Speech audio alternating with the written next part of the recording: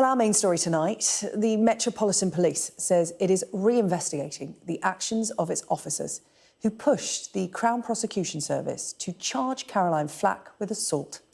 Caroline took her own life in 2020 after learning that she was to be charged over an altercation with her boyfriend. Initially, prosecutors recommended Caroline receive a caution, but police officers challenged that decision, and no one has ever explained why. The Met has now revealed that it is again looking at the events of that evening in December 2019 because of what it calls potential new witness evidence. Earlier, I spoke to Caroline's mum, Chris, who has never stopped fighting for answers from the Met. Chris, the public interest in what would happen to Caroline was huge. She was a celebrity. She was one of the most recognised faces in the UK. Do you think that that contributed to the police's decision, and perhaps why that's not down on paper? Yeah, I do. I don't know if I'm biased, but not only me, most people say it. And as I say, it came up in the coroner's court. I've got an email from the coroner's court saying they had treated her differently. They could tell by the way the police were acting and everything else and what was coming through that they were treating her differently. And that's, that's not on. She shouldn't be treated better, but she shouldn't be treated worse. You want to know, from the police's point of view, what happened that night. A seemingly minor assault, a boyfriend who doesn't want to press charges, Caroline's immediate admission of guilt. She's taken from her flat to hospital to treat her own self-inflicted injuries. And then she goes straight to a police cell where she's kept overnight. We don't know the police's version of events that night. That's what you're pushing for. But what did Caroline tell you about what happened? What was her version of events? I think she was just going along with it, never having had any of this happen to her before. She wasn't aware of any rights. She had asked for a doctor. They didn't have a doctor there, even though she'd been in hospital for hours and had come back there. She just didn't know. It was just horrendous. To be locked up in a cell. She was having to be checked on every half an hour because of her mental health.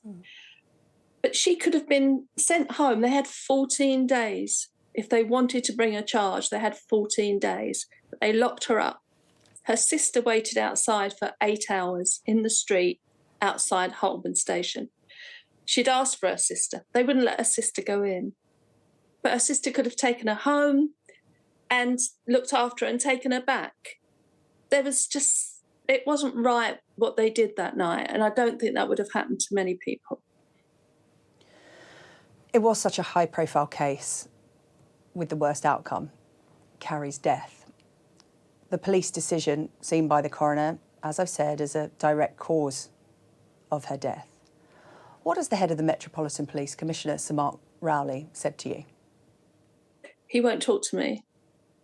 I've requested a meeting with him. 5 minutes, that's all, 5 minutes. I just want to ask him some of these questions, particularly because he's new or newish in the job, and he says he wants to make things different.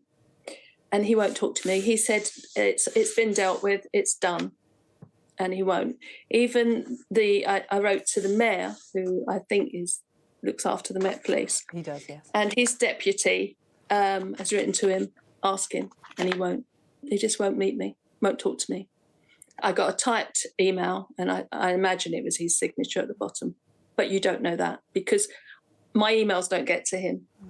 It doesn't matter, as you said, if you're a celebrity or not, your treatment shouldn't change. There should be an accepted standard treatment from your interaction with the police because the police are meant to serve you.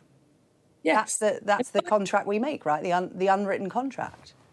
Yeah, and all guidelines should be followed. I mean, everything that the detective said, she said all in my opinion. Well, it isn't down to her opinion. It's down to, especially if she hasn't read anything, viewed the body cam or met Caroline, how did she get her opinion? She overheard someone speaking in an office. And she took the time to go after Caroline when she was in charge that night of the whole of that area of London, which I believe there'd been a murder. There'd been so many things happen.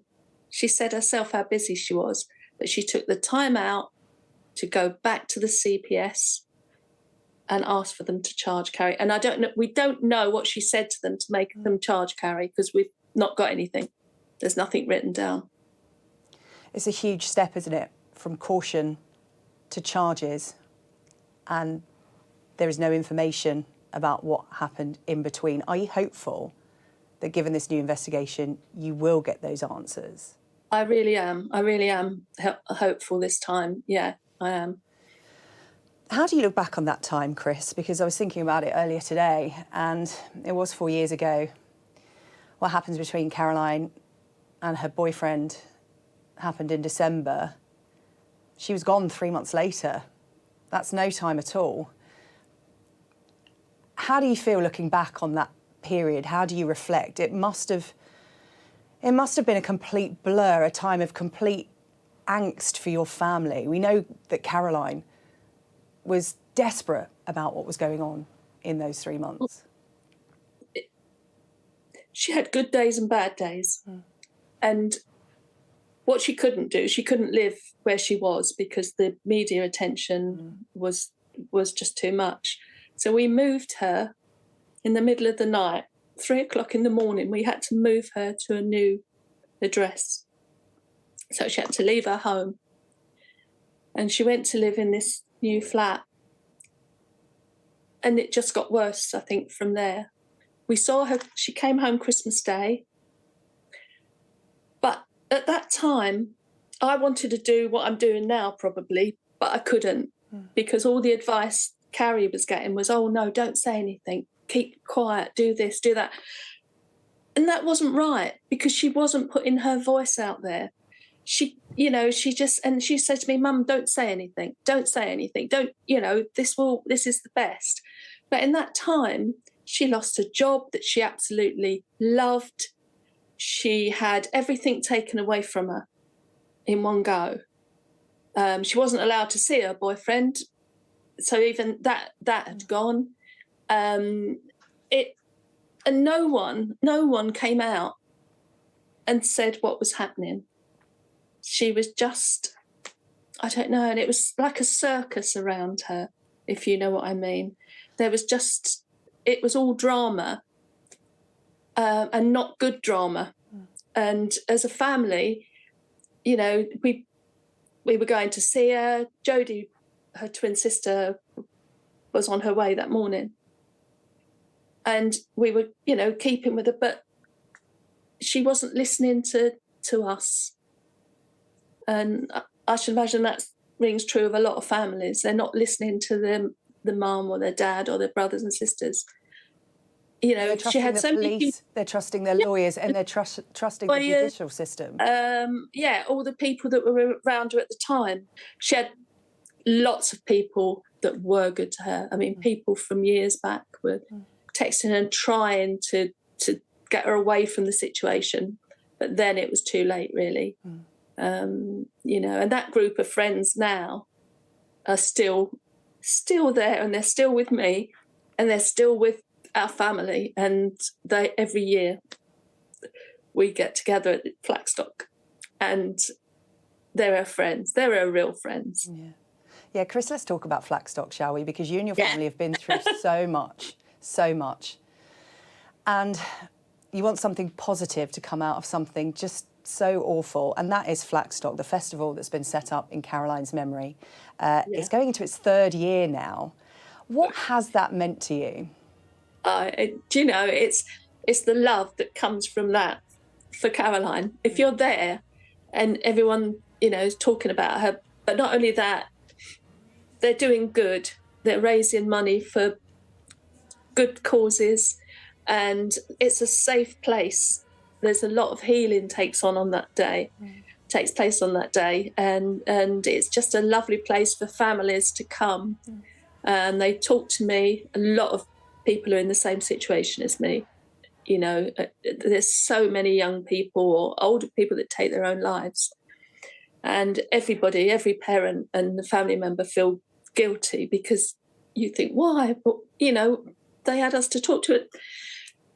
But you can talk about it there, or there's young people there that may be feeling like that. They come there and they feel better.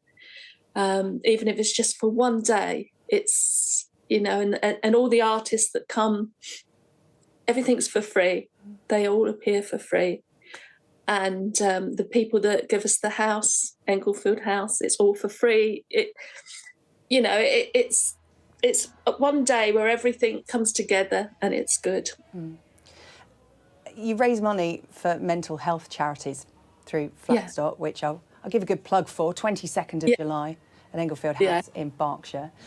And like you said, people come up to you and they feel that they can talk to you because you've been through this so publicly. So they feel like they know you and they have personal experiences that they feel align with what you and your family have been through.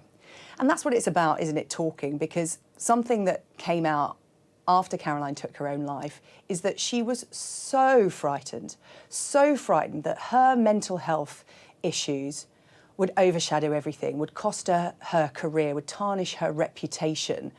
And that's what you're trying to tackle, the stigma of that with Flackstock, is that everybody has mental health. It's the same as physical health. Everybody has it. So we should be encouraged to talk about it as we do physical health.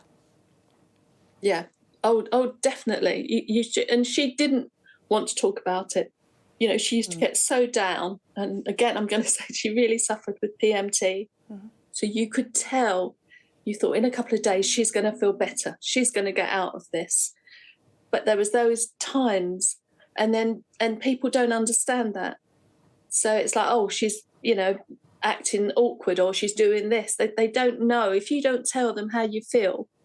And she did get really low times. And the one thing she had was her work. She loved it. As soon as she got on, she, you know, it was like a switch going on. I was just about to say it was like that. Yeah, it was. And losing her work, you know, she's had breakups in the past with boys and men, but she'd always have something in her life. And I think she felt there was nothing left in her life. Well, you know, if one of the things to come from Caroline's death is people being more open about their mental health at work without fear of it affecting their work, affecting their career, it's important to keep that conversation, Chris, and I know you're doing that. And let's face it, Caroline loved a festival. She loved singing, she loved dancing, she loved comedy, she loved fun, didn't she? What do you think she'd make of it all? What do you think she'd make of it all? She got a festival in her honour. It's her dream. She'd get annoyed with me, keep popping up on telly. But, you know, the festival should be there. She'd be helping if it was for someone else, I know. And the girls that are doing it, the group that are behind it are fabulous. They've all got their own lives, their own kids and that, but they've taken this on. And it is hard work, but they've taken it on and, you know, they do a marvellous thing. And I'm so proud of them. Yeah. I really... Oh, well, one of the girls leading it is in the Sky family, Sky Sports F1 presenter Natalie Pinkham. I know you two are really close and are working together on it for this year. And I should just say this year's headliner is Ollie Murs, a great friend of Caroline's and a big supporter of you. Why was their relationship so special? And what has his support meant to you personally? Because he checks in, doesn't he? He does, and he's such a nice lad.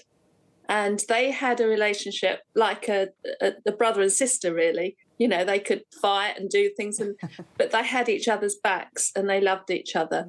I think lots of people wanted it to be romantic. I don't think they ever did. But he was always the support. He was there, and he understood Carrie, I think. And him being a twin as well, I think he realised, you know, what it's like. So, no, I'm really thankful for him. Yeah. And many other friends that they check in.